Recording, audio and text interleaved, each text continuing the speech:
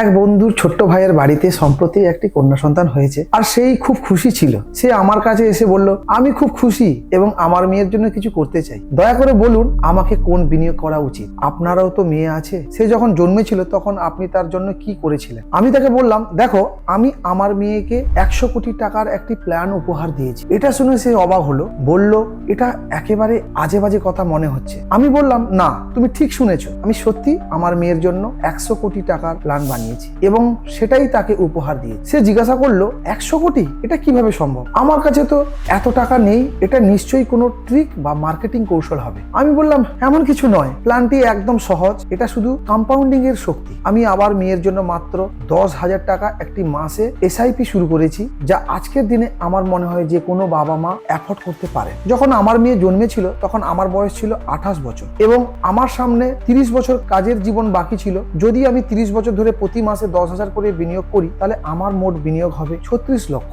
আর যদি এই টাকা 12% হারে কম্পাউন্ডিং হয় এবং গ্রোথের জন্য একেবারে যুক্তিসঙ্গত একটি অনুমান, তাহলে অঙ্কটা প্রায় 3 কোটি হয়ে যায়। তখন সে বলল, ঠিক আছে স্যার, 3 কোটি পর্যন্ত হিসাবটা আমি বুঝতে পারছি, কিন্তু 100 কোটি হওয়ার এই মিরাকেলটি কিভাবে হবে? আমি বুঝিয়ে বললাম, আমি আমার মেয়েকে শুধু একটাই কথা শেখাই, দেখো মা, তোমার এই টাকার দরকার পড়বে না, কারণ আমি তোমাকে পড়াশোনা করিয়ে এতটাই সক্ষম করে তুলবো যে তুমি নিজের পায়ে দাঁড়াতে পারবে। এটা টাকা শুধু নয়, তোমার ব্যাকআপ প্ল্যান। আমার প্ল্যান হলো তুমি এই টাকা তোমার রিটায়ারমেন্টের সময় ব্যবহার করবে। মানে যখন আমার মেয়ের বয়স 60 বছর হবে, তখন তার অ্যাকাউন্টে 100 কোটি টাকা থাকবে। হয়তো তখন আমি এই দুনিয়ায় থাকবো না, কিন্তু এটাই সম্ভব কিভাবে? এর জন্য আমার রুলস অফ 72 ব্যবহার করি। 72 কি? রিটার্নের হারে ভাগ করে জানা যায় কত বছর টাকা ডাবল হয়। যদি আমার 12% রিটার্ন ধরি, তাহলে টাকা প্রতি 6 বছরে ডাবল হয়। আমি 30 বছর পর্যন্ত এসআইপি দিয়েছি, তারপরে আমি আর নতুন টাকা বিনিয়োগ করব না। কিন্তু যে 3 কোটি টাকা জমা হয়ে গেছে, সেই টাকা